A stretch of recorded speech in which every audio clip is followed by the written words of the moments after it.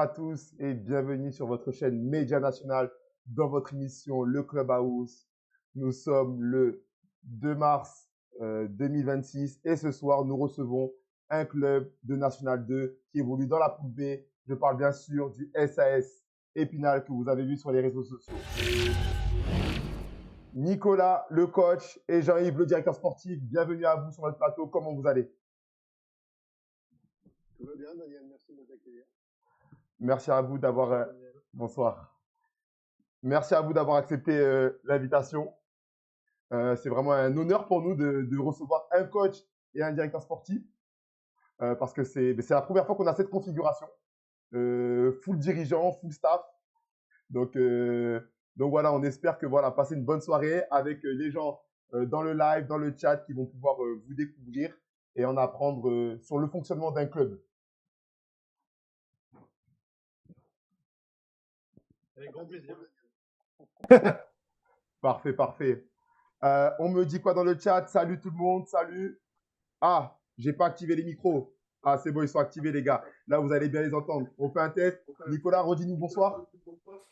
Bonsoir à tous et merci de nous accueillir sur cette émission qui est une belle initiative.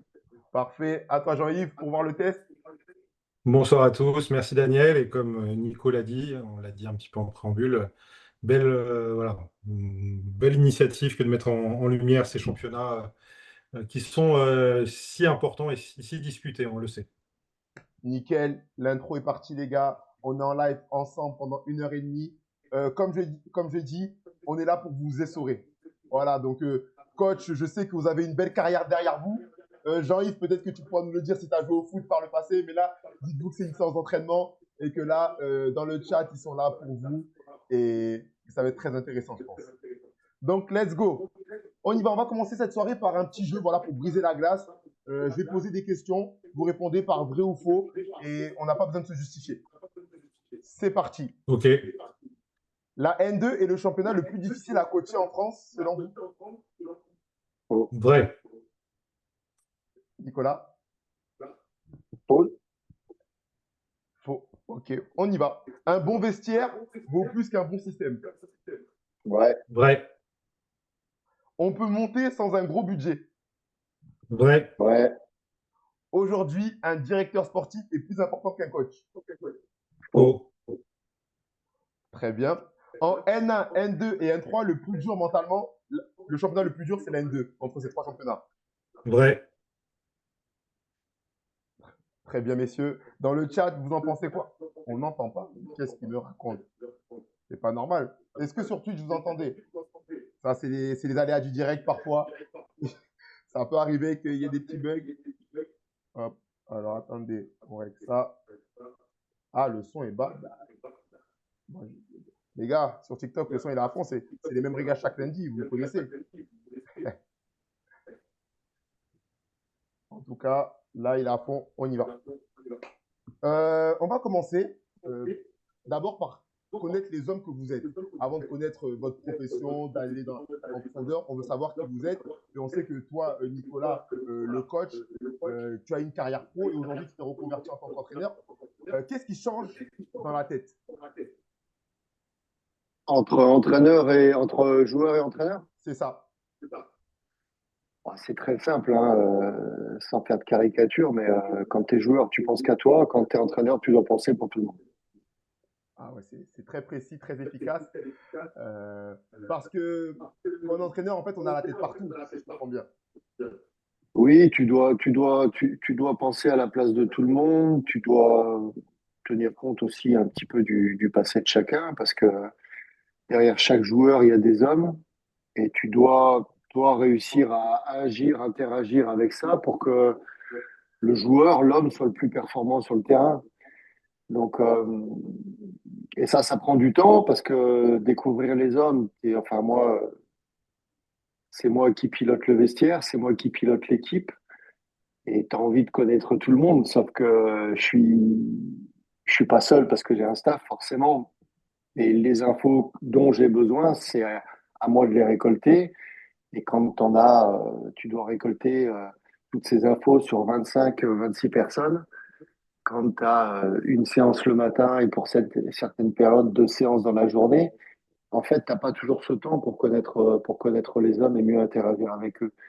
Donc, après, avec l'expérience, tu fais en sorte de décrypter certains comportements, le langage corporel, les petits échanges que tu peux avoir, la poignée de main que tu peux avoir pour faire en sorte de mieux découvrir ton groupe. Et puis après, tu parlais de carrière pro, mais je crois qu'à un moment donné, on est tous issus du monde amateur, hein. Moi, je viens du monde amateur. Mon père, il était président d'un petit club de district, mon club de village. Ok. J'ai commencé tout en bas, mais je crois qu'à un moment donné, Nicolas Rabuel ou Lionel Messi, on commence tous à un moment donné, tous en bas. Et c'est aussi de se rappeler de ça, d'où on vient, parce que même si demain on devient très grand, on a toujours été, à un moment donné, on a toujours été très petit. Et il faut s'en souvenir pour bien évoluer. Je vois très bien parce que est-ce que ton passé d'entraîneur, il t'aide aujourd'hui dans ton métier? Mon passé de joueur? Ton passé de joueur, autant pour moi. Oui, forcément, parce que moi, dans mon passé de joueur, alors que j'avais l'ambition, j'ai été formé à Lyon où j'ai passé 10 ans, j'avais l'ambition de faire une carrière à la Paolo Maldini en disant je suis formé à Lyon, je fais ma carrière à Lyon. Lui, c'était au Milan AC. J'avais ce doux rêve et puis finalement, j'ai fait une carrière où j'ai quasiment changé de club chaque année, mais après, c'était les aléas parce qu'aujourd'hui, tu as des contrats de 1 an, tu as des contrats de 2 ans, tu peux pas faire, c'est dur de faire différemment, même si tu as envie de t'inscrire sur la durée dans un club. Mm, mm.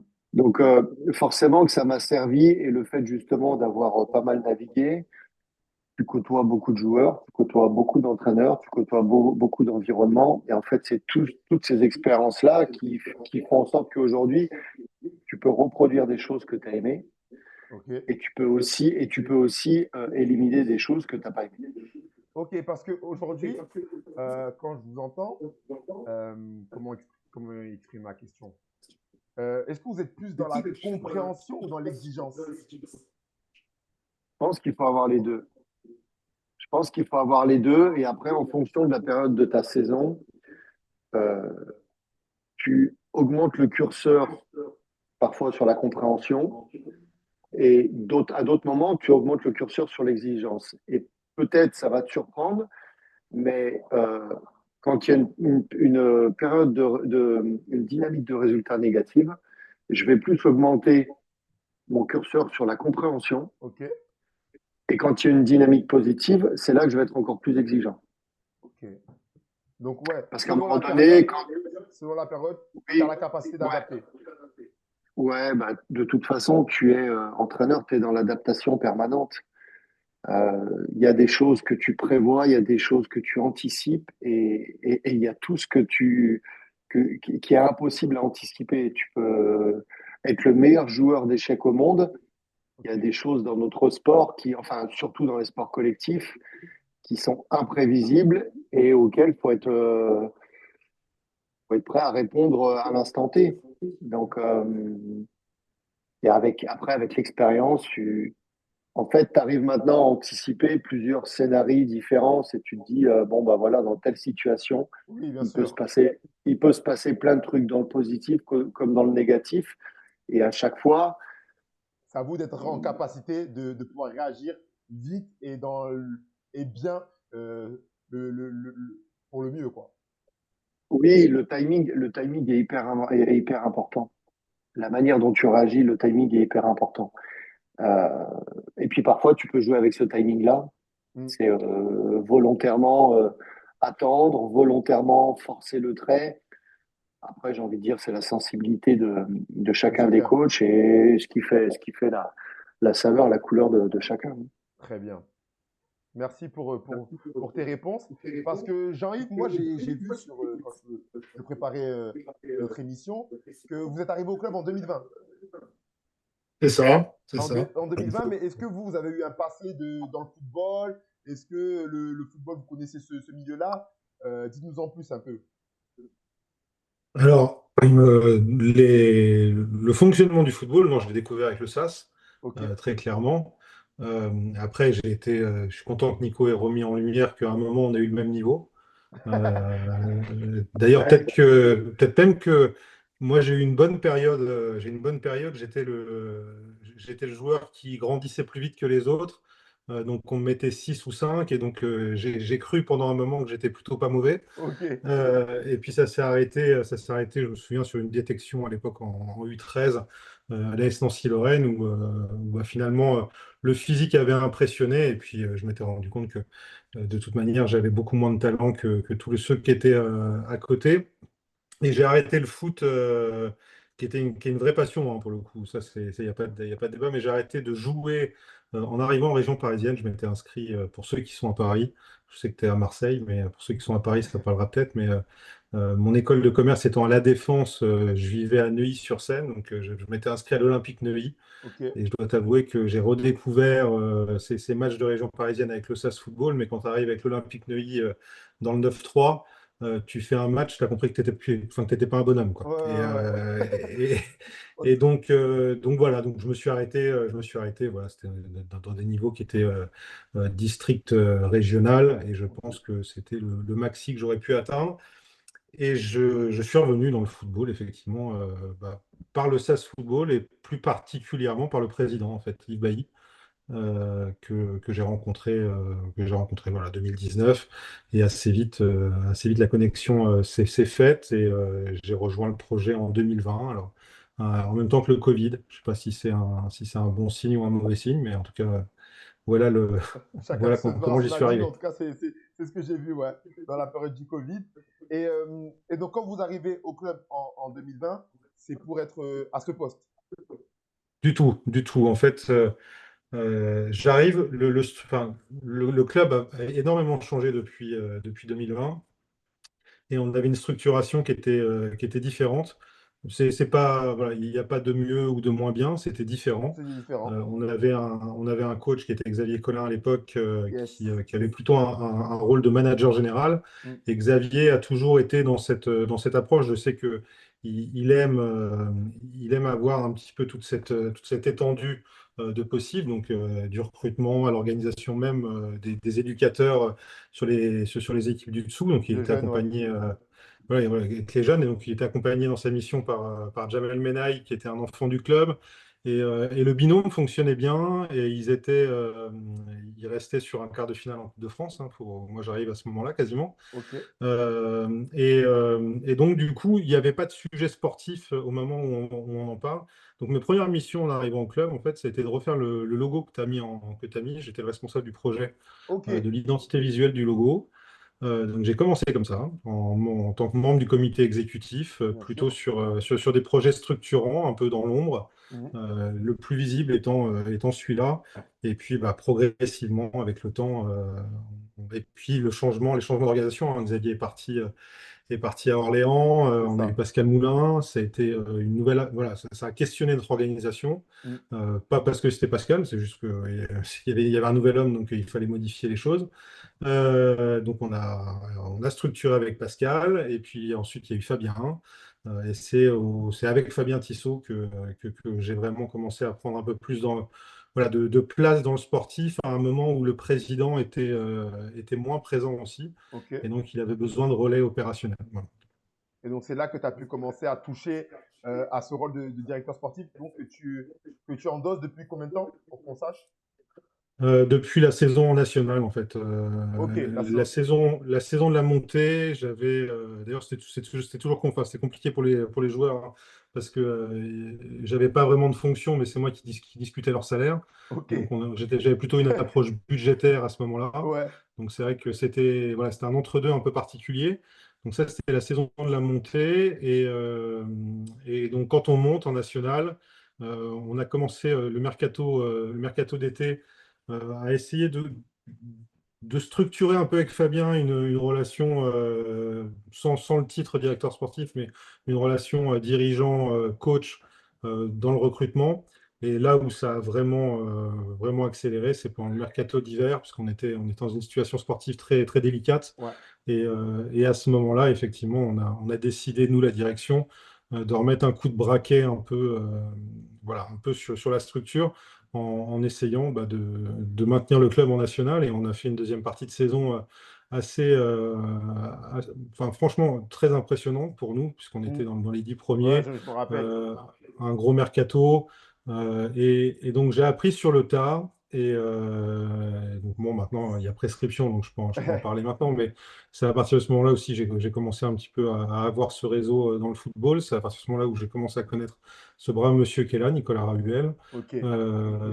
sur la fin de saison. Et donc, voilà comment c'est venu. Et puis avec Nico, quand Nico est arrivé, bon, on a réinventé aussi une relation, un mode de fonctionnement. Personnellement, je pense que dans nos clubs, c'est peut-être probablement moins vrai dans des grandes structures. Et encore, je pense que ça devrait être le cas. Euh, le rôle du directeur sportif, si on parle du terrain, là, hein, uniquement du terrain, parce qu'il Ouais. y a, il y a- il y a- il y a tout un aspect budgétaire, de stratégie, On va y venir, qui est mais un peu vas-y. plus large. Mais si on parle du terrain, pour moi, le bon directeur sportif, c'est celui qui met son coach en confiance, qui l'accompagne dans ce qu'il veut mettre en place, Ok. mais qui sait garder, en fait, qui sait garder sa place. C'est-à-dire que le terrain, c'est Nico. C'est le Ben, terrain, le vestiaire, c'est Nico. Le club, le projet, la stratégie globale plus large, c'est Yves et moi probablement, mais en tout cas, voilà, et le comité exécutif, mais en tout cas, c'est comme ça que je vois les choses. Voilà. Et donc je pense qu'il faut s'adapter aussi aux hommes qui sont avec nous. Voilà. Et avec Nico, ça se passe très bien, pour le eh coup. bien, Jean-Yves, tu as anticipé ma question parce que j'allais te demander après ta présentation en quoi consistait le rôle et le métier de directeur sportif. Et tu viens de très bien l'expliquer. Donc, mais parfait. Parfait, parfait. Et également, j'avais la question de comment a évolué le club structurellement depuis 2020 et tu as répondu dans ta présentation. Donc, tout est bon. Est-ce que vous avez des questions dans le chat sur ce sujet, sur le parcours des deux hommes qui se sont un peu présentés? Euh, En tout cas, le SAE Pinal, est-ce que cette saison, en national, c'était quand il y avait Esteban Le Paul qui avait explosé? Oui, Ok, c'est ça. ok, ouais, on avait suivi. Après, il est parti à Angers, c'est ça? C'est ça. Et donc, du coup, bah, si tu veux, moi, je suis rentré dans ce poste de directeur sportif en traitant le sujet Esteban Le Paul, en fait. Voilà, si on doit revenir sur une anecdote, en décembre, comme voilà, le staff de l'époque n'avait pas d'appétence particulière sur ces sujets de mercato, qu'on était sur un transfert sortant, donc payant. Il y avait des gros enjeux pour le club. Et donc, c'est là où, avec Yves, on a pris les choses en main. Et donc, mon premier call réellement de transfert, on Ah, peut le dire, hein, c'était avec le FC Metz pour Esteban, et c'était en décembre. pas- Et forcément, du transfert d'Esteban, ça allait impliquer différents changements dans l'effectif, dans les recrues qu'on allait pouvoir faire aussi.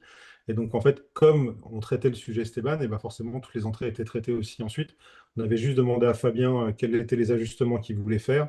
Donc, on savait les postes qu'il souhaitait, on savait quel type de joueur et quel, Hmm, quel schéma de jeu il voulait mettre en place. Et alors là, pour le coup, pour moi, c'était simple. Autant Nico qui a un vrai projet de jeu, je pense qu'il en parlera avec toi. yes. Et on a il y a une vraie structuration aujourd'hui. Là, on était sur une mission sauvetage. Donc, il y a un coach qui te dit qu'aujourd'hui, on va jouer la transition et que point barre. C'est assez simple, en fait, une fois qu'on t'a dit ça, de définir certains profils Profil, qui ouais. te manquent dans une équipe Ouais. quand tu sais que tu dois mettre ça en place. Voilà, sachant qu'on avait en plus un effectif qui était monté en jouant plutôt au ballon. Ouais. Donc, on avait quand même pas mal d'ajustements à faire. Très bien. C'est très clair. Dans le chat, vous avez des réactions. Ça dit quoi? Coach Rabuen n'a rien à faire en National 2. Un coach qui doit être dessus. Ah, je pense que vous avez des fervents supporters. Coach, ça dit quoi? Comment se passent les négociations Mais c'est avec vrai, c'est vrai. son Pour directeur info, sportif pour confirme? info, Vas-y. non, et pour info, Nico, je lui ai demandé pardon avant de le rappeler. C'est-à-dire que on avait émis une arrivée éventuellement au club en national, Ouais. et j'avais fait un petit silence à un moment en me disant, bon, bah, on n'est plus en national. Et je Ouais. l'avais rappelé en lui disant, bon, national 2, c'est quand même envisageable. Je suis désolé. Je suis désolé déjà de poser la question. Pardon, coach, mais est-ce que Voilà, tu pourrais accepter? Bon, mais en tout cas, il a accepté comme c'est il est ça. là avec nous ce soir. Donc, parfait. Ok, on va revenir sur votre saison actuelle. parler de, voilà, là, on va vraiment parler concret, terrain. En plus, on a l'opportunité d'avoir le coach.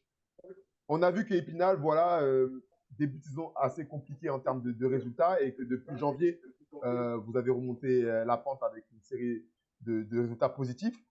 Coach, qu'est-ce qui n'a pas fonctionné en première partie de saison?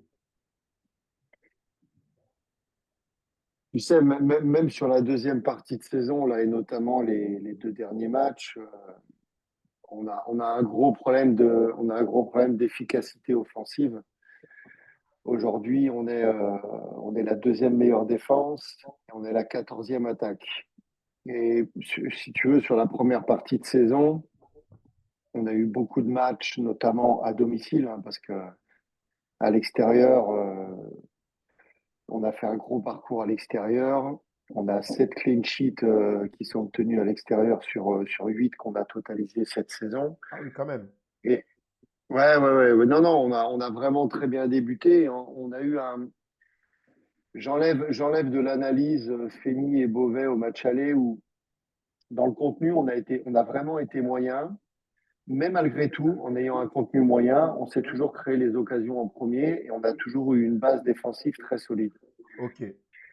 Et cumuler à ça, au fait qu'en plus, à domicile, peut-être les joueurs étaient un peu crispés, un peu tendus, manque de spontanéité.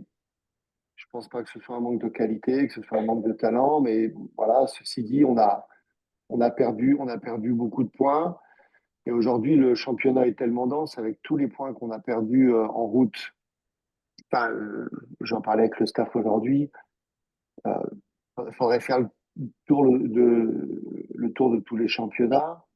Mais quelle équipe en ayant la deuxième défense est 10e de son championnat? Ouais, c'est vrai, parce que souvent, en tout cas, de ce que je connais, quand on a une bonne défense et qu'on est la meilleure défense, souvent on est souvent haut, même Oui, si l'attaque ne suit pas forcément. oui. Et aujourd'hui, c'est enfin, tu vois, notre meilleur buteur, c'est notre milieu défensif qui a 35 ans, quoi. Ouais. Donc c'est sûr Et qu'on. pour autant, à chaque match, on se crée des occasions. 90% du temps, les occasions, c'est nous qui les avons en premier, parce que ça aussi, moi, dans l'analyse, au-delà des résultats, forcément que j'analyse les contenus, et Mm. puis j'analyse un petit peu ce qui est à la mode en ce moment, c'est les momentum du match. Ouais, Et je regarde toujours qui se crée l'occasion en premier, parce que ça a eu une incidence majeure sur les matchs aujourd'hui. Et souvent, en fait, on a reproduit ce scénario-là euh, avec globalement des contenus qui sont plutôt bons, mm, mais avec des occasions qui ne sont pas converties. Mais aujourd'hui, on n'est pas à l'heure des bilans, mais quand je vois le championnat tel qu'il est fait, on est à 3 points du quatrième, en ayant gaspillé un nombre de matchs incalculable. Euh, Raisonnablement, si on avait allez, 20% de réussite offensive en plus, on sera à la lutte avec ceux qui sont tout en haut. ouais. Non, mais c'est très intéressant parce qu'en fait, quand vous, par- quand vous parlez, je comprends qu'en fait, c'est pas forcément un problème tactique ou un problème mental. C'est bon. Après, l'efficacité, il y a toujours une part de mental parce qu'il faut réussir à garder son sang-froid dans la zone de vérité. Mais c'est vraiment des détails là. On est vraiment sur. Oui, et moi je fais le comparatif et j'essaye de visualiser la progression par rapport à la saison dernière. L'année dernière, on a eu des résultats en dents de scie, mais parce que nos performances étaient en dents de scie. Ok. C'est-à-dire que tu faisais une mi-temps était bien, la mi-temps d'après était pas bonne. Hmm, Un match était bon, le match d'après était pas bon. ok. Quand tu étais bien défensivement, tu n'étais pas Pas bien bien offensivement. offensivement.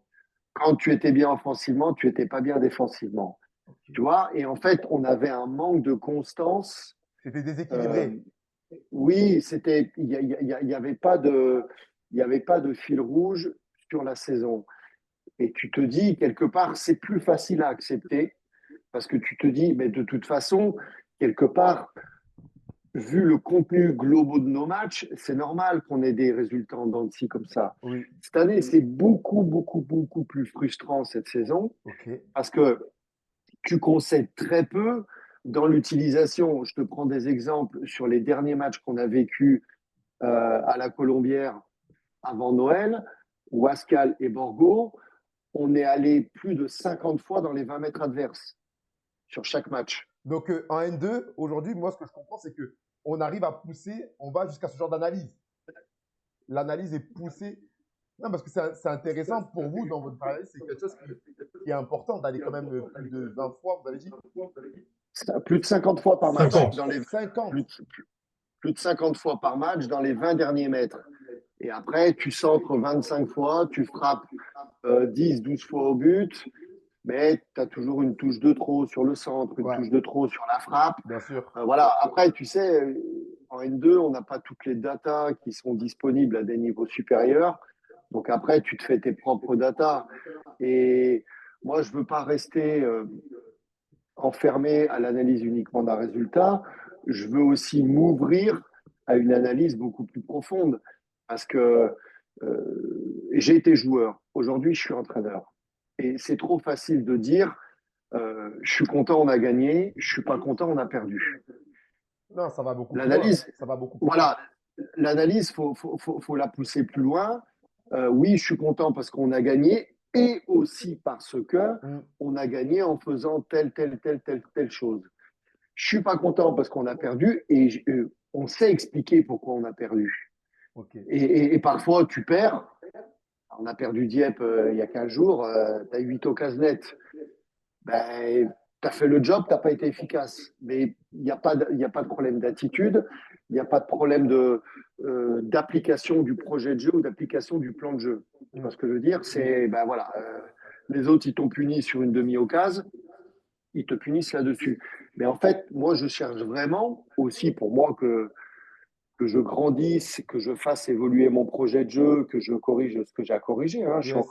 Je suis encore un jeune entraîneur, j'ai que 48 ans.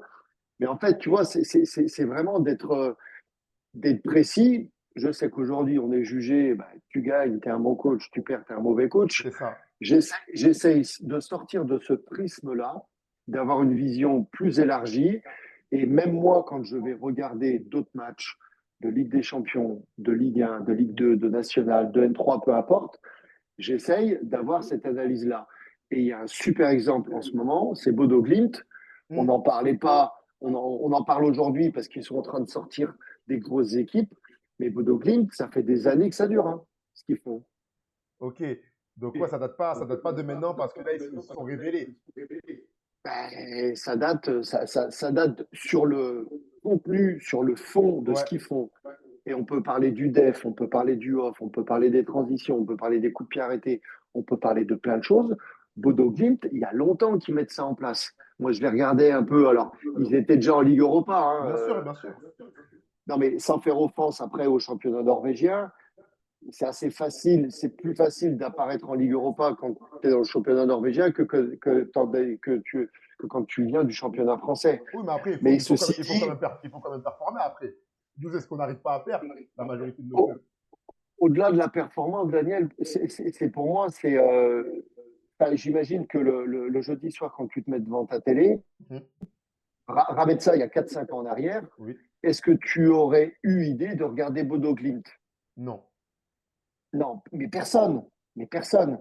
Tu vois? Hein, Mais quand tu es un petit peu curieux et que tu regardes, tu dis putain, tiens, cette équipe, elle m'interpelle parce que on ne connaît pas un joueur dans cette équipe-là.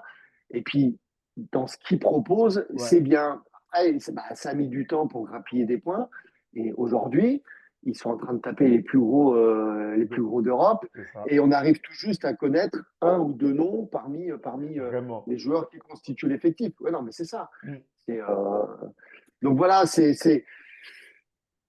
voilà, moi en tout cas, c'est ma vision de coach.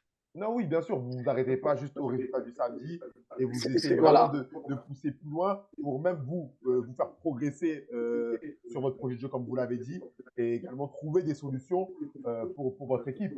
Parce que ma question, c'est quand il y a des résultats, et en plus vous dites qu'ils ne sont pas mérités, est-ce qu'on doute? Alors, Est-ce qu'on remet tout en question? non, pour moi, faut pas douter de soi. Ok. Tu peux douter de certaines décisions que tu vas prendre parce que bah, t'es coach, tu es obligé de faire des choix. Tu fais des choix sur l'effectif, tu fais des choix sur la séance, tu fais des choix sur ta compo. Tu es obligé de faire des choix. Et parfois, tu hésites, hein, et je suis comme tout le monde, hein, je reste un homme. Mm. Tu fais un choix dans ta vie, tu fais un choix dans ta vie pro, tu es obligé de faire un choix. Parfois, tu as des doutes, mais douter d'un choix, c'est une chose, mais douter de ce que tu es ou de ce que tu fais, ça, pour moi, non. Mm, mm, Tu vois, mm. ça, tu dois être convaincu de ce que tu fais, de ce que tu es. Et parce que si t'es pas convaincu, Daniel, tu es dans un vestiaire, hein. Yes, Un coach qui est on le pas ressent. convaincu, ben, tu le vois de suite, hein. Mm, mm, Il y mm. a, il y a, il y a pas besoin de faire 3 briefings pour sentir qu'un coach, il n'est pas convaincu de ce qu'il fait. Donc non, pour moi, tu peux pas douter de toi. Ouais, tu peux douter de tes décisions, mais pas de ton projet, de ce que tu veux mettre en place. Oui, ok. Tu vois? Et pour moi, c'est ce qui est encore plus frustrant cette saison, parce que, comme tu dis, j'aurais pu avoir des doutes la saison dernière, mais aujourd'hui, je suis en train de voir l'équipe qui joue le foot que j'ai envie de voir sur le Que terrain. tu as envie de voir sur le terrain. Voilà, une équipe qui va presser haut, une équipe qui est audacieuse, ambitieuse sans le ballon, audacieuse, ambitieuse avec le ballon. Ok. Aujourd'hui, il nous manque juste ce putain de problème d'efficacité. Tu vois? Et si, je sais pas ce que la saison, et il reste encore 33 points à prendre, hein, Yes. mais voilà, allez, si on fait un petit flashback, je me dis, putain, déjà, avec les matchs qu'on a fait, les points qu'on a, merde. Mm, mm, mm.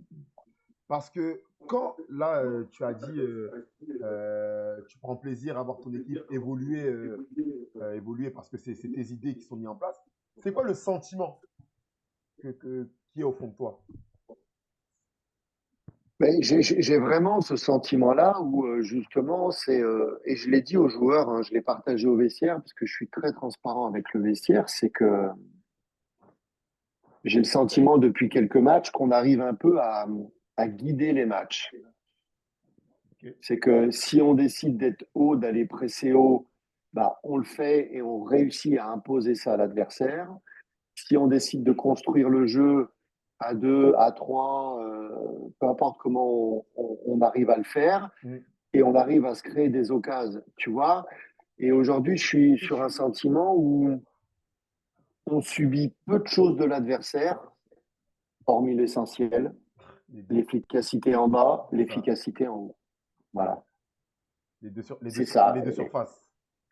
Les deux surfaces, alors dans la globalité, sur notre surface défensive, je ne sais pas à me plaindre, on est la deuxième défense. Mais enfin, on est la deuxième équipe qui défend le mieux, Mm. parce que je ne veux pas ramener ça qu'à la défense. Oui. Par contre, on est la 14e équipe Attaque. qui attaque le mieux.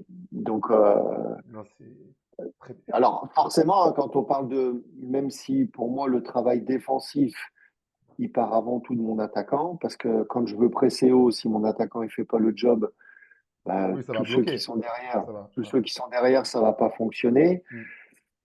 Ceci dit, quand on parle d'efficacité offensive, bah, forcément, ceux qui sont en première ligne, c'est aussi c'est aussi les joueurs offensifs. Bien sûr. Et encore une fois, au vu du nombre d'occasions qu'on se crée sur les matchs, Ouais. voilà, aujourd'hui, je suis content de voir mon équipe jouer comme elle joue, mais j'aimerais bien qu'elle marque comme j'ai envie qu'elle marque aussi, tu vois. Bien sûr, parce que ça reste le plus important. Ah oui, oui, Bah, c'est tellement dur à amener le ballon dans la surface adverse. C'est aussi dur de le mettre au fond, mais c'est tellement dur à l'amener yes, et que les joueurs le font plutôt bien, donc c'est frustrant. Ma frustration est partagée par le vestiaire. je vois. En tout cas, on a Salim Benbouana qui vous passe le bonjour à vous deux, messieurs. Salut Il Ben. est là, Ben. Il est là, il est dans le chat, il vous passe le bonjour. Merci à toi, Ben, d'être avec nous. Également, on demande sur Twitch la composition de votre staff. Y a-t-il un analyste vidéo, pardon? Et est-ce que c'est lui qui analyse ses matchs tout seul ou vous-même, coach, vous êtes avec lui pour analyser? Alors, sur l'analyse vidéo, on peut y passer du temps aussi, hein. Non, très clairement, sur l'analyse vidéo, mon équipe, c'est moi. C'est moi qui analyse mon équipe. Ok. c'est moi qui analyse mon équipe.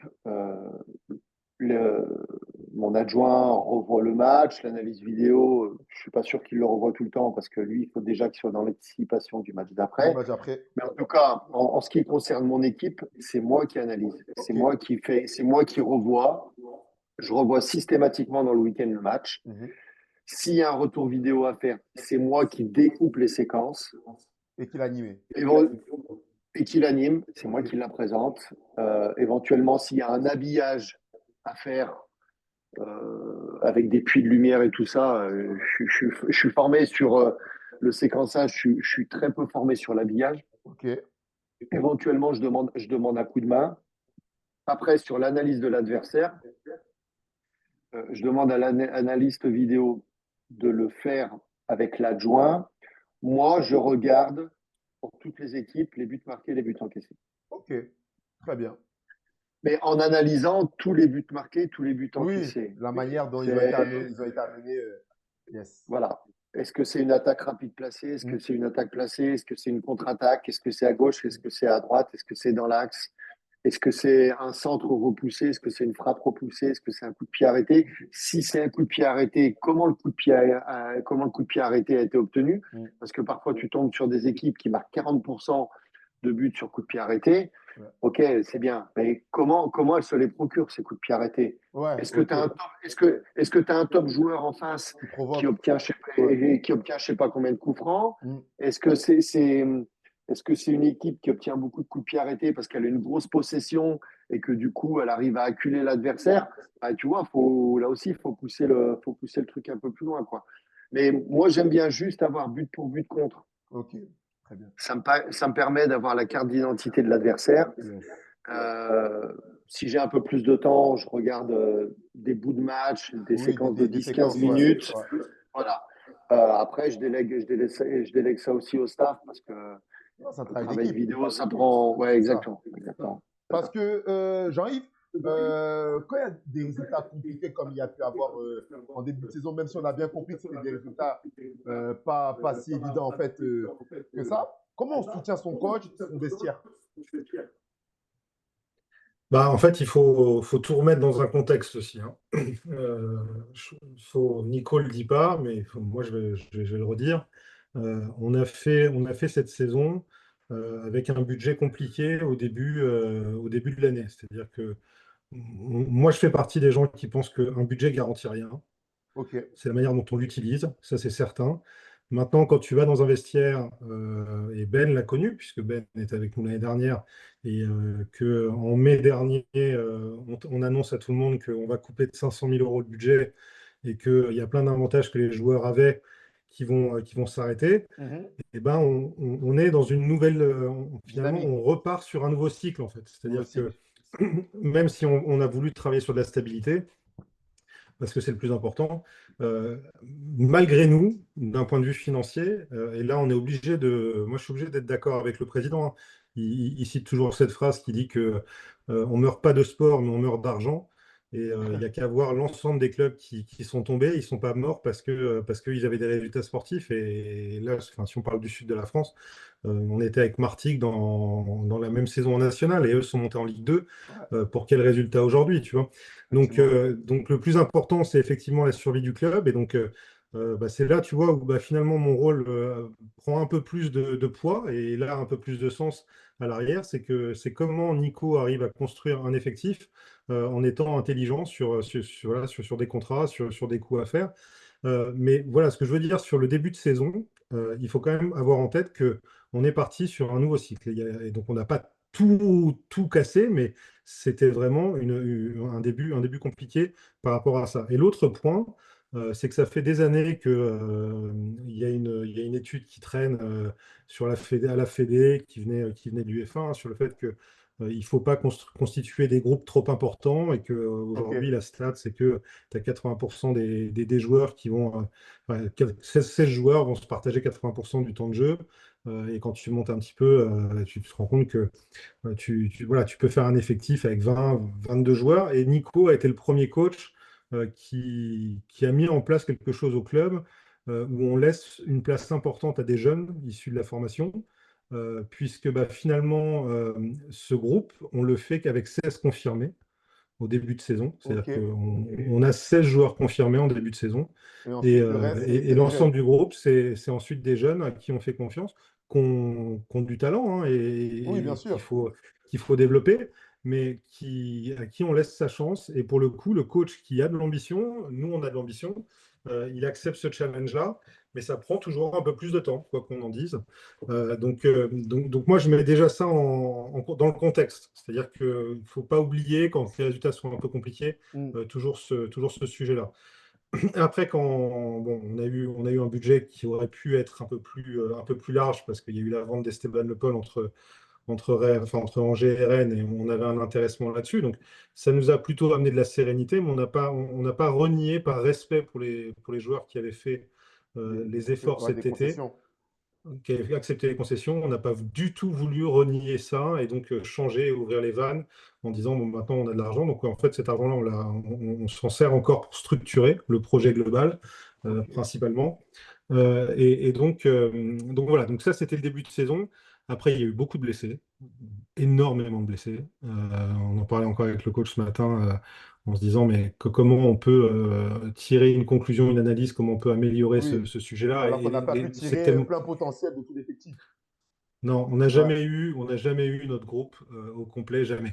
Jamais. Et quand on dit des blessés, c'est pas des petits blessés. On a trois croisés, Aïe. on a Ah une oui. fracture qui dure de Issam Ben Khemis, il se pète contre Ah oui, Colmar en. c'est vrai. Enfin bref, c'est que ça. Mm. C'est que ça. Et donc on a Victor Gonslin qu'on fait signer sur le mercato d'hiver. Et donc du coup, premier match, plein de promesses sur l'efficacité offensive. On en parlait parce que, encore une fois, on parle de. Parfois, il suffit juste d'un ajustement, hein. Nico en parlait assez bien. Il suffit de Mm. ramener peut-être un mec et puis ça te libère en fait autour, hein, parce qu'il va faire chier un peu plus les défenses. Et on sentait déjà ça avec Victor. Et boum, un match, et puis de nouveau une petite alerte. Donc voilà, donc ça c'est. On veut pas se cacher derrière ça, mais on peut pas le nier non plus. Voilà. Et après, c'est frustrant parce que on connaît bien ce championnat et donc on est calme dans un sens comme dans l'autre face Mm. à peut-être la zone qui se rapproche de la relégation où on pourrait aussi se dire que Thionville est parti a fait cavalier seul, mais j'étais le premier et assez rapidement à dire que les séries étaient faites pour s'arrêter et que si des clubs faisaient des séries, d'autres les feraient aussi. Donc, en tout cas, c'est encore ouvert, je pense. On verra où ça nous amène. Encore une fois, il n'y a pas de, Ok. il n'y a pas d'objectif de place, en tout cas, il y a un objectif de moyens et on sent que ça prend tout doucement. Donc voilà comment on défend son coach, comment on soutient. On essaye de mettre un peu du contexte dans tout ça.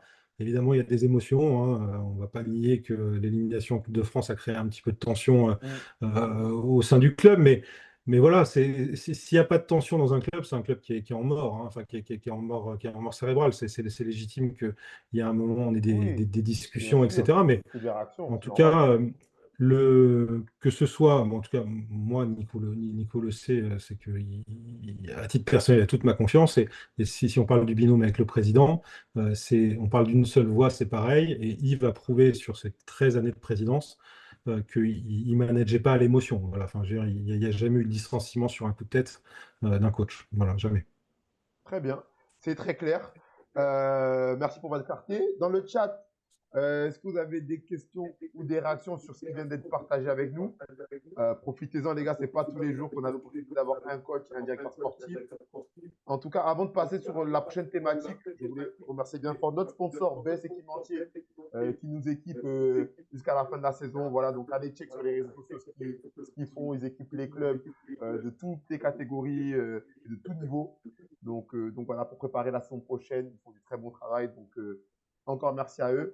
Également, on est une trentaine sur Twitch et une trentaine sur TikTok. Donc merci à vous de nous suivre. N'hésitez pas à vous abonner et à donner la force. Ça nous encourage et ça permet de faire progresser Média National. C'était la petite pub. On reprend notre discussion. On va parler de la relation coach-directeur sportif. Une relation que nous, on voit à la télé. Voilà, encore, par exemple, Benassia avec Deserbi. C'était un peu l'actualité. Campos, Enrique. Mais la relation coach-directeur sportif, en N2, N3, N1. Première question, est-ce que c'est la même chose? C'est le même métier? Enfin, si tu parles de directeur sportif, après, je laisserai Nico en parler, mais euh, je ne sais pas ce que ça veut dire directeur sportif en N2, en N3, et j'ai même envie de te dire en Ligue 2, en Ligue 1, en National. C'est un terme qui englobe tellement de choses que je pense que les fiches de poste des uns et des autres est différent. Donc derrière ce nom, je pense qu'il faut regarder quelles sont les missions qui sont demandées Ok, et sur quoi en fait on va attendre la personne. Je pose juste ce contexte-là. Euh, je sais moi quelle est ma place à Épinal. Je sais ce que je devrais faire en plus, que je ne fais pas forcément et sur lequel il faut que je travaille et qui ne concerne pas forcément que l'équipe première, là pour le coup. ok. Mais en ce qui concerne notre vision du directeur sportif à Épinal, elle est pas comparable, à mon avis, à De Zerbi et Benassia. Ok, Non. ok, parce que ça demande dans le chat, est-ce que vous travaillez avec un scout? Malheureusement, non. Ok, voilà, j'ai posé la question. Et une autre question, parce que je me fais un peu taper sur les doigts, il faut poser des questions. Tu peux lui demander s'il a bien aimé son passage à Valenciennes en 19 NAS. Petite parenthèse, coach, c'est pour vous. Oui, oui, bah forcément que j'ai aimé le passage en 19 NAS à Valenciennes, hein. Enfin, j'ai aimé mon passage tout court à Valenciennes, hein, que ce soit en 19 NAS, avec la réserve, avec les pros, en tant qu'adjoint. Ça a duré 10 ans. Donc, oui, oui, c'était très bien. Mais pour rebondir et revenir sur le sujet, si la réponse convient à l'internaute concernant Valenciennes, euh, je rejoins complètement Jean-Yves sur la notion de directeur sportif. C'est qu'en fait, quelle mission tu mets à l'intérieur de ce titre? Hmm, Aujourd'hui, tu as certains clubs, tu as des directeurs du football, tu as des managers, t'as des coordinateurs, tu as des directeurs sportifs, tu as juste des recruteurs. En fait, c'est simplement quelle mission tu quelle mets à mission? l'intérieur de ça. Parce que si on prend vraiment le sens large du terme, un directeur sportif doit mettre en place la politique Politique sportive. sportive globale du club, et chez les pros, et chez les jeunes, avec un suivi. Et si tu pousses le truc, ça veut dire que c'est avec une philosophie de jeu, avec des principes de jeu, avec des séances références. Bah, tu vois, ça peut aller très très loin. Je pense que dans le foot moderne, aujourd'hui, ce qu'on entend par directeur sportif, c'est celui qui recrute. Alors que, si on comprend bien, ça va beaucoup plus loin. Bah, Ça mais devrait, après, ça pourrait. ouais, ça pourrait. Est-ce que ça devrait ou est-ce que ça Oh, oh. pourrait? Après, ouais, Non, en tout cas, ce que je veux dire quand j'entends votre phrase, c'est on ne peut pas le réduire qu'à la personne qui recrute. C'est ce que je veux dire. non, Non, non, non, non, mais non. Ce que Nico dit, et il le dit à juste titre, c'est que en fait, c'est assez récent, hein, cette starification de la direction.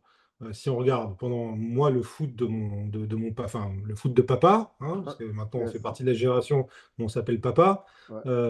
on parlait pas de ces dirigeants qui devaient aussi agir sur le marché des transferts, qui Ouais. devaient aussi avoir une relation avec un agent ou autre, ou débloquer des situations. Hmm. Et en fait, progressivement, comme on a beaucoup d'anciens pros, en fait, hein, je pense que c'est venu aussi de là, qui ont pris ce rôle-là, et ben, les médias s'en sont un peu plus intéressés à ça. Et puis, progressivement, ce que Nico dit, oui, c'est qu'on retient les directeurs sportifs, bah, les transferts, et on parle maintenant plus de transferts avec un directeur sportif Ok. que ce qu'on va embêter le coach à l'époque. À l'époque, moi, quand, un coach, on se souvient de Courbis, là, parce que le pauvre, on pense à lui, hein, Hmm. qui nous a quittés il n'y a pas longtemps. Moi, j'avais adoré on a ressorti la vidéo là où on lui demandait sur quel joueur il était pour le mercato. Avec son jeu de mots, son jeu de mots tout naze avec son turc. Donc je me souviens même plus c'était quoi. Ta mère est bonne, je crois que c'était ça. Ok. On est sur un grec, ta mère, et sur un arménien est bonne.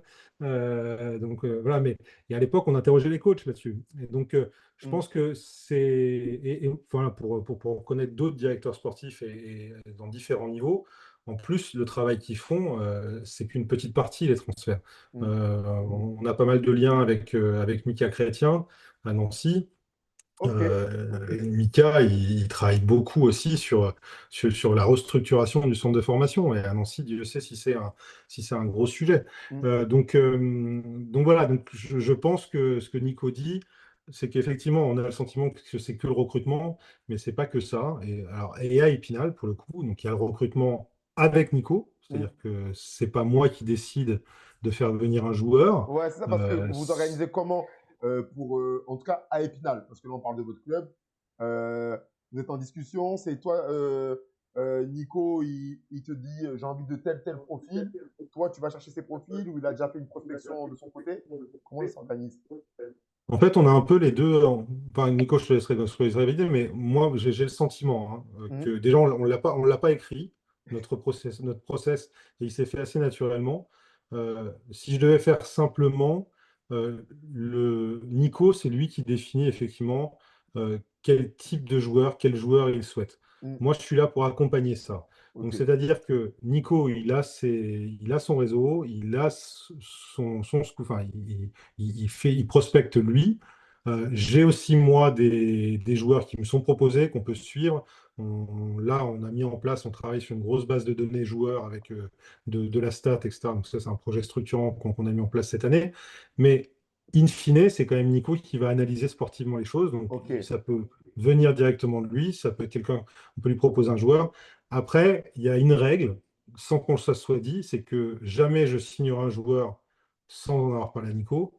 Et je pense que jamais Nico me mettra une pression pour signer un joueur si ce ok, joueur ne convient pas ok, financièrement ou autre chose. ok. Nico, tu peux réagir?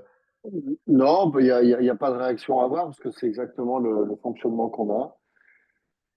Je définis les profils sportifs. En fonction de ça, on fait, on utilise notre réseau respectif pour voir des profils. Mhm. C'est plus moi, en effet, qui est sur le visionnage. Euh, Après, il y a toujours une phase où Jean-Yves appelle le joueur, moi j'appelle le joueur pour expliquer le projet de jeu, le projet de vie. Ok, Jean-Yves est plus sur le projet club. En fait, on se répartit les tâches de cette manière-là.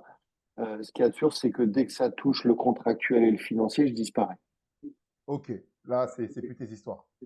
Non, voilà, je veux pas avoir à gérer ça. J'ai simplement demandé à Jean-Yves et au président, c'est de dire, moi, je souhaite un équilibre des salaires dans le vestiaire. Parce que à un moment donné, tout se sait, et en N2, s'il y a des écarts faramineux dans un vestiaire, Mhm. voilà, pour moi, c'est contre-productif. Donc voilà, on fait en sorte de se répartir les tâches comme ça. Et en effet, tu évoquais l'idée d'un scout. Je pense que, enfin, on l'a déjà évoqué avec Jean-Yves. Il serait bien que dans l'avenir, le club se structure à ce niveau-là, parce que Jean-Yves a son réseau, j'ai mon réseau, mais à un moment donné, il faut voir des matchs. Ouais, Le travail vidéo, c'est bien, mais d'avoir quelqu'un sur le terrain qui va aller voir vraiment sur le terrain ce que donnent les joueurs, mhm. avoir un visuel et puis avoir quelqu'un qui puisse aussi aller dénicher quelqu'un pour qui on n'aura pas de vidéo, hein, parce que les vidéos, tu arrives à les avoir, mais si tu vas aller piocher des mecs un petit peu plus bas, Mhm. a déjà pas beaucoup de vidéos et quand tu arrives à en avoir, la La qualité de la qualité. vidéo est pas, Ouais. elle est pas top et souvent elle peut aussi déformer la réalité sur ce que tu vois, sur l'aspect athlétique, sur l'aspect technique, etc. Mais voilà. En tout cas, sur le rôle tel que, tel que les tâches sont réparties au SAS Épinal, c'est exactement ce que j'arrive vient de te décrire. Très bien. Parce que dans le chat, il y a un supporter d'Épinal qui demande que pense Nicolas du niveau de la N2 depuis 2 ans qu'il la découvre. Mais en effet, c'est un championnat alors que je découvrais pas totalement, parce que quand j'ai eu une saison sans club, autant j'ai eu une période où j'avais plus envie de voir de foot et que profiter aussi un peu des week-ends. Autant après, on a vite les fourmis qui reviennent dans les jambes. Donc, j'ai vu pas mal de matchs. Je suis allé en voir aussi quelques-uns en N2. Mhm. Avec la restructuration des championnats, ça reste le niveau s'est élevé. Aujourd'hui, tu peux jouer le premier comme le dernier. Tu as toujours une équipe qui est bien structurée en face, qui a des idées, qui a un projet de jeu défensivement, offensivement. Mhm. Après, oui, entre le premier et le dernier, forcément, parfois la qualité des joueurs enfin, souvent la qualité des joueurs fait aussi la différence. Mais dans l'ensemble, j'ai trouvé des équipes qui étaient bien structurées, bien équilibrées. En tout cas, des équipes où tu sentais qu'il y avait du travail derrière et que Ouais. c'était pas juste 11 bonhommes, parce que on peut souvent stigmatiser un peu le monde amateur, de dire bah ouais, bon, c'est des amateurs, on les met sur le terrain, on fait deux, trois flèches sur le tableau blanc et puis voilà. Mhm. Non, là, tu sens quand même que peu importe les équipes, il y a quand même du taf derrière, tu vois, même Du si boulot. certains ne s'entraînent pas forcément le matin, parfois s'entraînent le soir, ne serait-ce qu'au niveau athlétique, voilà, tu sens que bon, voilà, ça. J'ai plutôt, pour répondre à la question de manière synthétique, j'ai été agréablement surpris. Ok. Agréablement surpris par la découverte de ce niveau. Parce que dans la Un, construction. Vas-y. un peu moins par la qualité des pelouses, mais en tout cas, Ah, bon, parlant de la Ce qualité qui, des ce qui pelouses. joue sur le niveau parfois, hein, faut quand même le dire. Ah, parce qu'en parlant de oui, la oui, pelouse, oui. il y a un commentaire qui disait qu'il faut changer la pelouse chez vous. Ouais, oui. Bah, chez nous, après, Vas-y, Nico, sur je pense pas que la CRE soit en ligne. Ça non, non, fera non, rire. mais non, mais il y a pas que chez nous, hein. Aujourd'hui, en N2, enfin dans notre poule, tu retires Chambly, Bourges, Beauvais, où ils ont vraiment un bon terrain. Après, Borgo, c'est un synthétique. Furiani, enfin, Borgo, c'est un nouveau synthétique. Furiani, c'est un vieux Un synthétique. vieux synthétique. Après, toutes les autres pelouses, dès que tu rentres dans un football d'hiver, Ouais, c'est elles sont compliqué. Ouais, compliquées. là, la Ouais, poule B, ouais. c'est clair que là, dans l'est de la France, Bon, après, tu sais, j'ai regardé le Puy Saint-Brieuc ce week-end. C'était guère mieux, quoi. Mais c'est pareil. bon, après, bon, écoute, voilà, c'est un élément que j'avais mal apprécié la saison dernière. C'est pour ça que j'ai voulu faire des réajustements dans l'effectif cette saison, notamment sur les postes d'excentré. C'était j'ai beaucoup joué faux pied la saison dernière pour avoir du jeu combiné à l'intérieur. Ok. Sauf que j'avais mal mesuré que bah, quand les terrains se dégradent et que tu as affaire à un bloc bas, le jeu combiné à l'intérieur, il est de plus en plus compliqué. Compliqué. Voilà, donc j'ai voulu excentrer gaucher à gauche, droitier à droite, pour que, bon, bah, à un moment donné, quand tu arrives à 20-25 mètres du but Ouais. adverse, que tu peux plus combiner, bah, au moins t'as des vrais pieds Pour alimenter. pour mettre des centres, voilà, pour alimenter. Donc, on arrive plutôt bien à alimenter, tu vois, cette année. C'est ça. Et sur les matchs dont j'ai évoqué, on était à 25 centres, 25 Nickel. centres par match. Ça va. Voilà, maintenant, il faut la mettre au fond. C'est ça. Il y a Salim Benmona qui me dit, s'il te plaît, dis-leur, David Lou Voualou, il veut habiter chez Jean-Yves. Mais alors David déjà, enfin maintenant, voilà, c'est l'ambiance de ce live, mais David connaît l'appartement, comme ça je le balance. Il est venu manger des pizzas ici déjà. Sauf que j'arrive pas à le soudoyer depuis qu'il est à Thionville, parce que sinon je me serais amusé, et on lui passe le bonjour. Très bien. Là, Sur Twitch, il y a un commentaire intéressant. Gaucher à gauche, droitier à droite, ce football me rappelle l'ancien temps. Il demande votre philosophie de jeu, coach.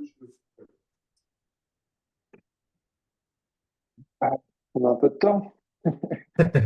On a du temps. On a encore une bonne demi-heure et après, je vous laisse tranquille. Non, forcément que l'utilisation, et si Ben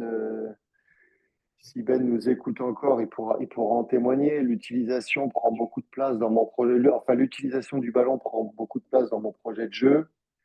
Euh, je lui ai accordé un peu trop de place d'ailleurs la saison dernière. En fait, j'étais parti du postulat que c'était peut-être un groupe qui manquait un peu de confiance et que en allant tout de suite sur l'utilisation du ballon, ça allait amener des bonnes vitamines. Oui, ça a amené des bonnes vitamines, hein, parce que quand on parle d'utilisation du ballon, forcément, on a l'adhésion de tout le vestiaire. Dès qu'on veut jouer au foot, on a l'adhésion de tout le monde. Mm. Ben était très sceptique d'ailleurs au début sur ce qu'on voulait faire.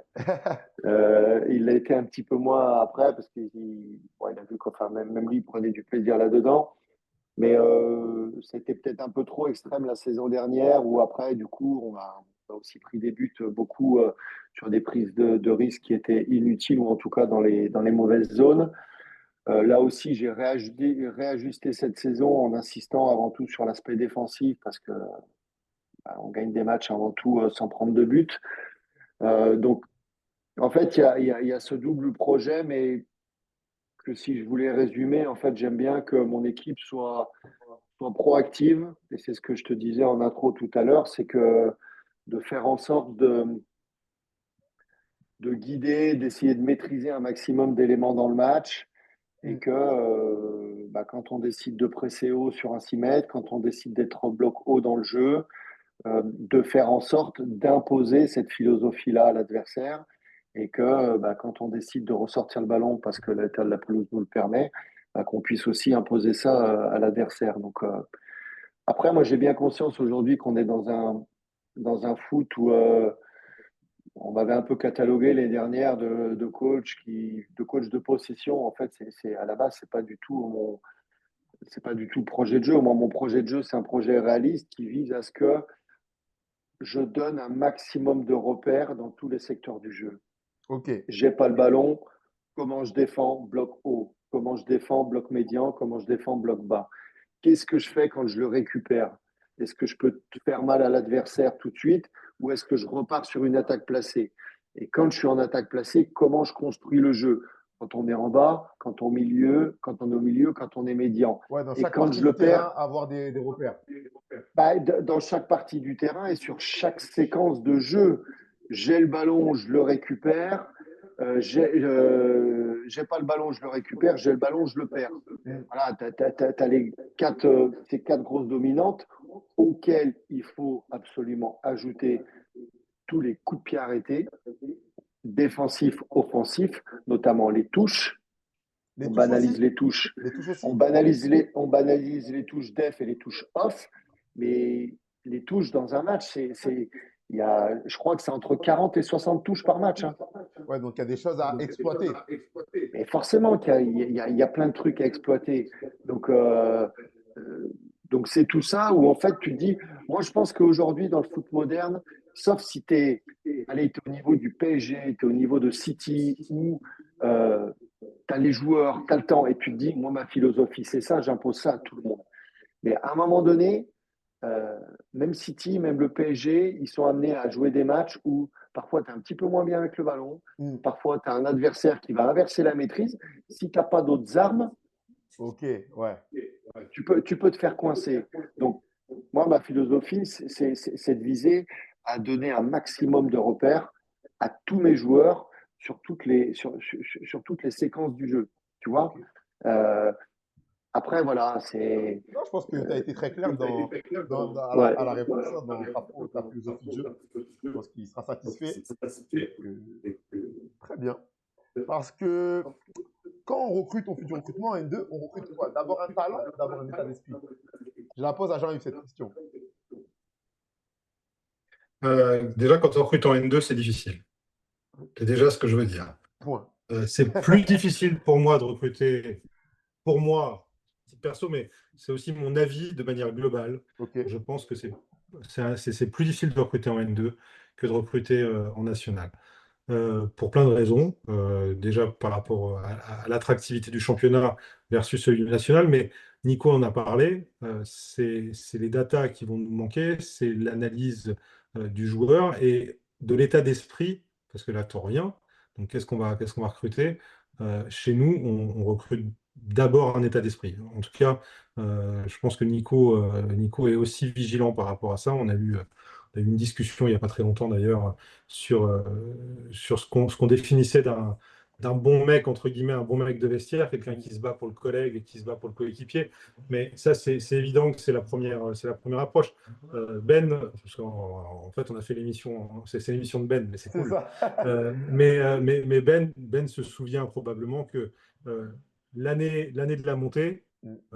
on n'a pas, on a un très bel effectif, mais on n'a pas des talents purs à toutes les lignes. C'est une aventure de groupe. Ils sont allés chercher ça ensemble. Ils avaient l'état d'esprit pour retourner des matchs à tout moment, etc. Et donc, c'est forcément ce qui est le plus difficile à créer, à lancer, parce que en fait, nous, on va mettre enfin, on va mettre des hommes ensemble, et après, il faut que ça matche.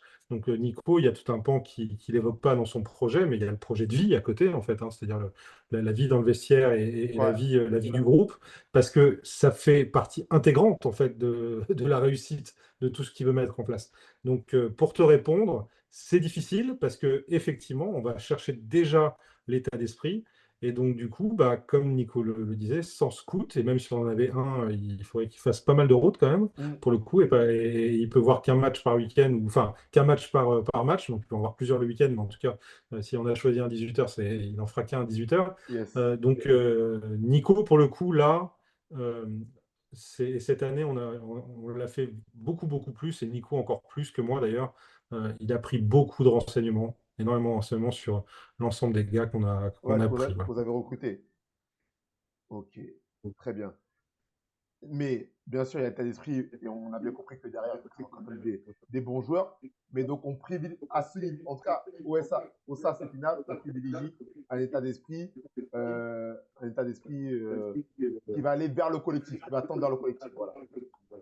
Non, mais tu sais, un fouteur de merde, il détruit un vestiaire, en fait, hein. Donc, c'est quand même ça. Enfin, il faut faire attention à l'équilibre général. Non, Voilà, donc, je me permets d'insister sur ce sujet parce que parfois, comme tu as dit, s'il y a un fouteur de merde, mais que ce fouteur de merde, il peut faire gagner des équipes, il y a certains clubs qui vont se dire, bon, ben, on peut lui donner des passes droits. On peut lui dire, bon, ok, on sait qu'il est comme ci, comme ça, mais le week-end, tu 3 points grâce à lui. Après, en fait, c'est pareil. Tu vois, je l'ai fait avec le directeur sportif. Je pense qu'il faut que je le fasse aussi avec ça. Il faut caractériser. Et c'est de ma faute, hein, c'est moi qui ai dit ça. Mais il faut déjà définir c'est quoi un fouteur de merde. Un joueur qui a du caractère, c'est pas forcément mal, hein. C'est pas ça qu'on veut dire, hein. Ok. On cherche des leaders, on cherche des gens, on va chercher des gens qui ont du caractère. Mm. On n'est pas en train je suis pas en train de te dire que voilà, on recrute que des bénis oui, des mecs qui n'ont pas voilà, qui ont pas de caractère. C'est pas du tout ça. Ok. C'est on va chercher des mecs qui sont en capacité de s'inscrire dans le projet collectif. Le foot, et ça c'est une phrase qui vient d'un dirigeant de chez nous, qui est là depuis 70, qui a fait la Gambardella, qui est Claude Chéré. Tu as peut-être déjà entendu cette phrase, mais il dit le foot, c'est un sport individuel qui se joue en équipe. Mais en fait, ça, c'est vrai que des tribunes, quand tu n'es pas dedans, c'est pas ce que tu as en tête du foot, mais quand tu es à l'intérieur, c'est réellement ça. C'est pour Les ça. mecs ont des projets, les mecs ont des projets individuels, le coach a un projet individuel, j'ai peut-être un projet individuel. Mm. Enfin bref, on est tous des hommes et en fait, on a décidé de mettre en commun nos objectifs et il faut que ça crée quelque chose qui fonctionne. Donc c'est hyper compliqué pour le coup. Donc quelqu'un qui viendrait sans projet et sans objectif individuel, évidemment pour nous, ça va pas. Donc tu vois, c'est cette alchimie-là qu'il faut qu'on Ok. trouve. Mais il faut que on connaît nos mecs, on sait aussi, voilà, on sait juger si la mayonnaise peut prendre ou pas, voilà, avec ça. Très bien. Non, c'est très bien que tu le dises parce qu'en fait, moi, j'allais revenir sur ce qu'avait dit le coach en début d'émission quand j'avais posé la question entre joueur et entraîneur et qu'il avait dit que joueur, ben, on pense à soi et que entraîneur, on doit penser à tout le monde. Donc, c'est pour ça, quoi. Donc, très bien. Après, Bah, c'est particulier parce que pour réussir, et tout le monde n'ont pas ça, tous les joueurs n'ont pas ça en tête. En tout cas, pour les plus jeunes, ils ne l'ont pas tout de suite. Mais c'est réussir à les convaincre que finalement, c'est en étant au service du collectif qu'ils vont briller individuellement. Tu vois?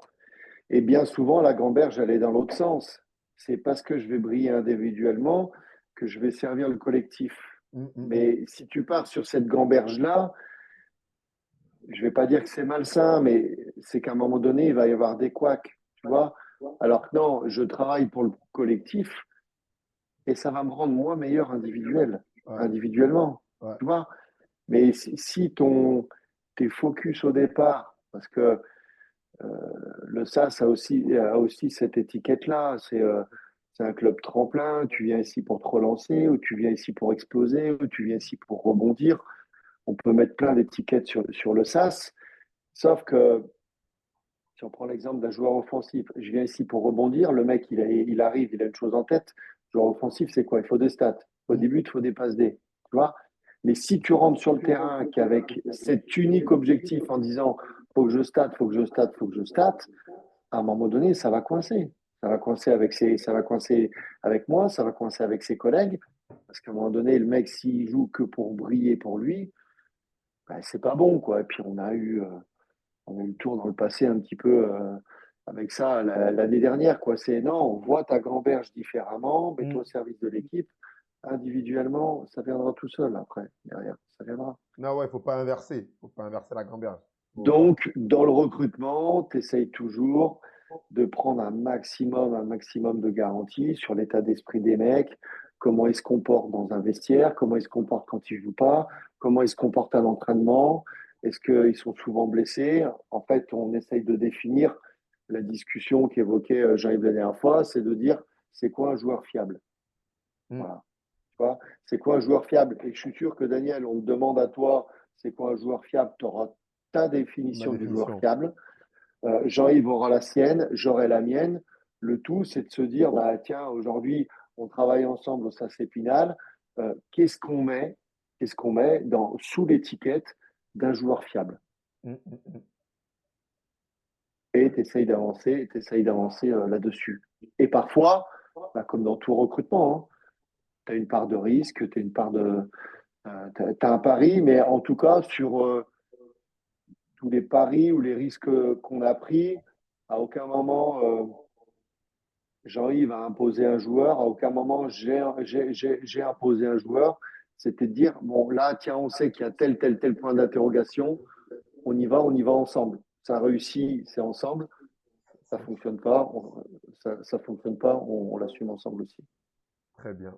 Très bien. Parce que coach, comment, là c'est une question du chat, comment on gère un joueur qui ne joue pas, mais qui a un statut important? Et là, c'est de manière générale, c'est pas cas et final, c'est même dans vos expériences passées. Euh, Après, tu sais, un joueur qui a un statut important, s'il a un statut important, c'est qu'il a une certaine bouteille et qu'à un moment donné, s'il joue pas, c'est qu'il sait qu'il n'a pas été bon. Ok. Tu vois? Ouais. Alors, certains sont peut-être pas en mesure de l'entendre parce qu'après, quand tu as un certain statut, il peut y avoir un problème de fierté ou d'ego qui apparaît. Moi, tu vois, dès que sur ces sujets-là, je suis plutôt dans l'anticipation. Ok. C'est de me dire, tiens, là, tel joueur, ce week-end, je vais pas le faire jouer. Bah, plutôt que de lui annoncer devant tout le monde à la causerie ou même 5-10 minutes avant la causerie, euh, je vais lui dire la veille ou 2 jours avant, Ok. tu vois. Parce que déjà pas devant tout le monde, je vais le prendre à part et lui dire voilà, sur ce match-là, je fais tel choix, euh, en l'expliquant ou sans l'expliquer, mais juste en disant voilà, par rapport à ce que tu as vécu au club ou par rapport à sa carrière. Après, ça dépend du joueur. Mais c'est de dire, voilà, je préfère te le dire avant, je ne veux pas te le dire devant tout le monde, je te le dis avant. Moi, je sais qu'après aussi, de le dire 24-48 heures avant, ça lui permet de digérer, de passer la déception et d'être tout de suite performant dans les 24-48 heures qui vont suivre. Parce que si tu l'annonces 1h30, 2 heures avant le match, alors après, ça peut être stratégique, hein. Mais après, il faut bien connaître La ton personne. joueur. Ouais. Ouais, c'est que si tu sais que de lui annoncer 1h30, 2 heures avant, ça va le piquer, Mm. et que quand il va rentrer en jeu, il va être surmotivé, bah là, tu fais comme ça. Tu vois? Je suis pas sûr avec des joueurs qui ont un statut ou un passé ou un vécu, je suis pas sûr que ce soit une stratégie payante. Ok. Moi, je suis plus dans dire, voilà, je t'explique ça 1 ou 2 jours avant, Ouais. on en parle tous les deux, je t'explique mon choix, je te prends pas devant tout le monde, je te prends pas 5 minutes comme ça peut se faire, hein. Ouais, à la fin de Ou l'entraînement. avant, tu connais ça, hein, ou même avant la causerie, Ouais, hein, avant la tu fais causerie. genre, tu le prends à part 2 minutes avant la causerie. Mm, Bon, je te le dis pas devant tout le monde, mais je te le dis maintenant à l'arrache. mm. Ouais, non. Avec un joueur qui a un certain statut, je dis non. Un jeune, tu prends un petit peu moins de passettes parce qu'il a aussi besoin de traverser des trucs Bien comme sûr. ça, tu vois. Ouais. Mais un joueur qui, voilà, par respect pour son vécu, pour sa carrière, je le gère différemment. Je le gère différemment. Et ça m'est arrivé de faire une fois ce choix, d'avoir à le reconduire derrière parce que j'étais content de mon premier choix. Mm. Et ben, j'ai adopté la même posture. Et je suis même allé plus loin, et puis je ne vais pas citer de nom, hein, Non. mais c'était un joueur qui avait vraiment un vécu Ligue 1, Ligue 2. Euh, je suis même allé parce que je sentais que du coup, lui, pour le coup, il avait une mauvaise réaction. Mais c'était un très, très gros investissement pour le club. Mm. Euh, et là, j'en ai parlé à ma direction en disant, là, président, un dossier comme ça, je ne peux pas y aller tout seul. Non, non, mais coach, si tu veux le mettre remplaçant, tu le mets remplaçant. Non, non, président, je ne vais pas le mettre remplaçant, je vais le sortir du groupe. Ah oui. Parce il a déjà été remplaçant. Ouais. Sportivement, il est rentré, c'était pas foufou. Mhm. Euh, Son attitude après à l'entraînement derrière, c'était pas foufou. Je sentais que ça créait des tensions dans le groupe et que, en plus, moi, sportivement, par rapport au système, par rapport à ses caractéristiques, ça allait pas forcément m'apporter quelque chose de top. Mm. Mais je savais que c'était le plus gros investissement, un des plus gros investissements pour la saison, Ouais. pour le club. Donc, j'ai dit au président, voilà, voilà ce que je vais faire. Mais je sais que c'est un investissement pour vous. Euh, Est-ce que vous me suivez? Oui, oui, coach, on y va. Donc, voilà. Mais c'est des trucs, quand tu sais qu'il y a aussi un enjeu économique derrière, c'est pas notre cas à Épinal, mais quand Mm. tu sais qu'il y a aussi un enjeu économique, forcément, j'en discute avec la direction. Ok. Très Mais je bien. serai allé au bout je serai allé au bout de ma décision quand même, hein, pour le coup, hein. Oui. Mais je voulais pas non plus, je voulais forcément l'accompagnement de la direction, euh, mais au moins les avertir de ce que j'allais faire. Ouais, bien sûr. Très bien, très bien. En tout cas, messieurs, merci pour vos réponses et cet échange. Ça fait 1h20 qu'on discute. Vous avez vraiment tout abordé et répondu sans filtre. Je pense que tout le monde sera unanime avec moi dans les différents chats. Avant de clôturer cette émission à 22h30, on va passer à une partie qu'ils aiment beaucoup, c'est le cercle des supporters. Donc là, pendant 10 minutes, ils vont poser toutes sortes de questions, football hors football. Et je vous les pose. Et si vous voulez y répondre, vous y répondez. Sinon, vous dites joker. Et voilà. Donc là, n'hésitez pas dans le chat. Je pose vos questions. Thionville ou Dieppe pour la montée? Bon, Thionville. Ok. Coach Dieppe. Rabu. Ah, ok. Ah ouais, tu vois Dieppe? En fait, j'ai envie de croire dans le foot. Ok. Et si tu veux, encore une fois, hein, enfin, là on parlait de David, il n'y a pas que David, hein, il y a Mu, on a beaucoup d'anciens joueurs, Brian, VR, etc., Mm, qui sont à Thionville. Donc je leur souhaite le meilleur, réellement. Je leur souhaite le meilleur. mm. En plus, je suis pas très loin je suis pas très loin de Thionville. Mais si tu veux, Dieppe, je pense qu'ils ont une carte à jouer. Et pour le championnat, je trouve, voilà, je dis Dieppe Ok. pour ça. Pas de souci. Coach Rabuel sera encore là la saison prochaine. On en a parlé avec Nico, voilà, comme ça on fait pas de langue de bois, voilà, c'est pas le principe. On a commencé une discussion en janvier qu'on a juste ouvert et voilà, donc on sait pas, on va se voir. Voilà. Très bien. Meilleur joueur que vous avez affronté cette saison.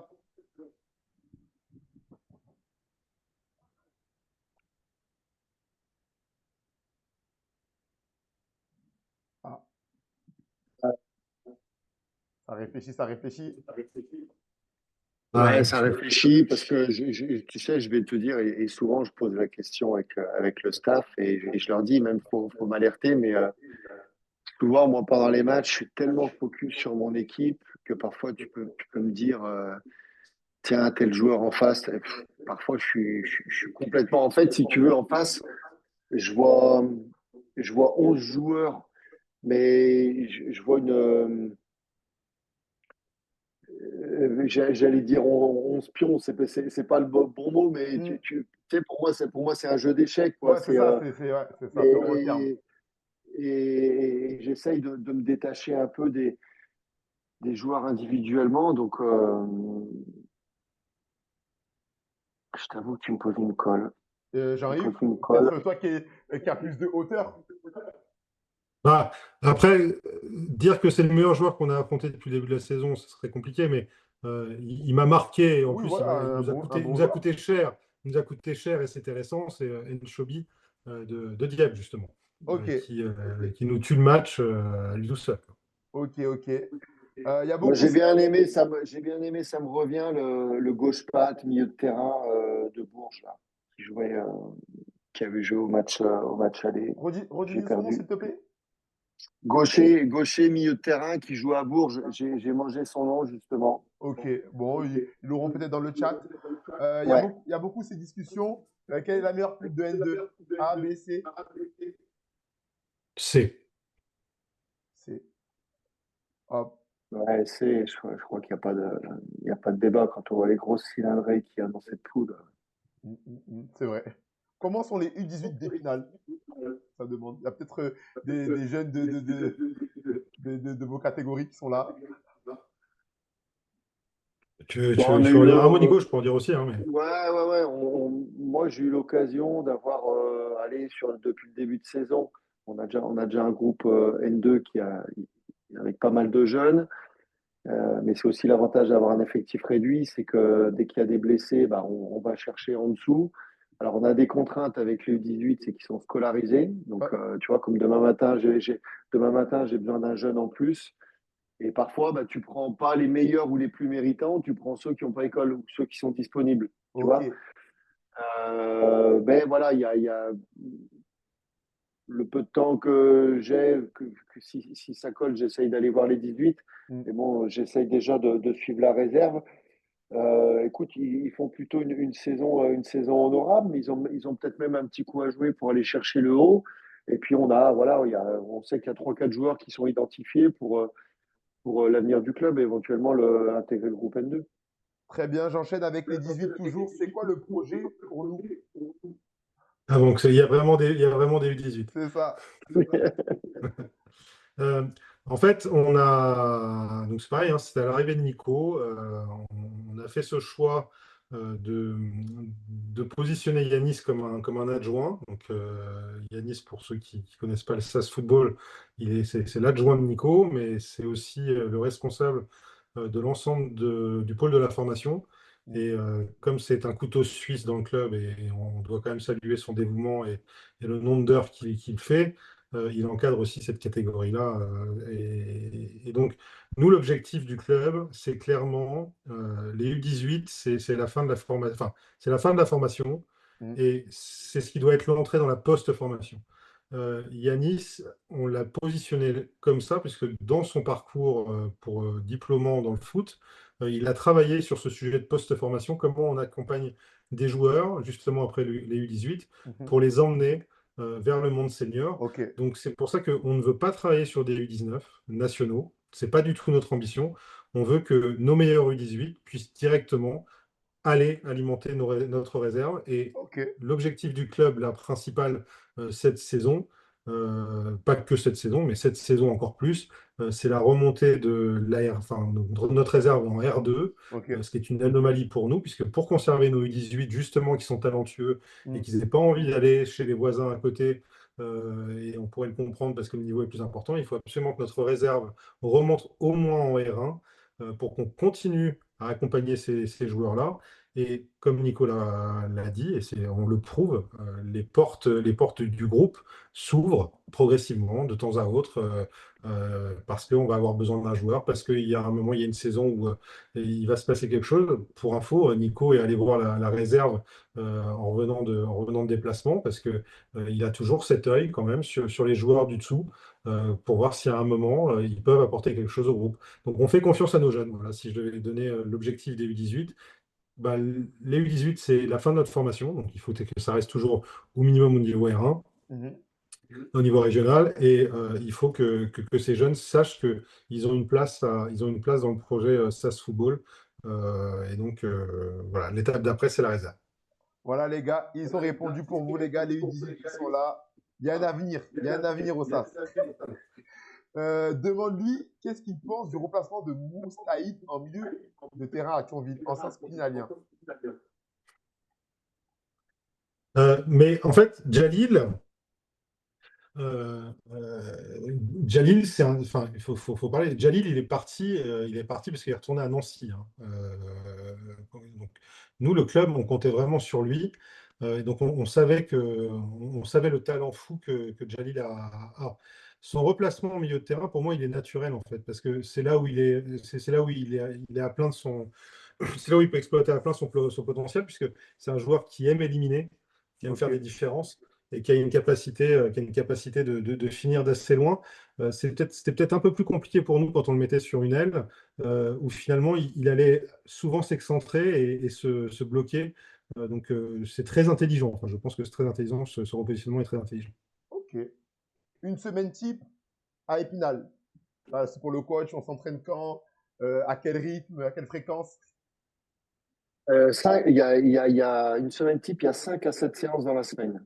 Ok. On joue le samedi, repos le dimanche, on reprend le lundi après-midi.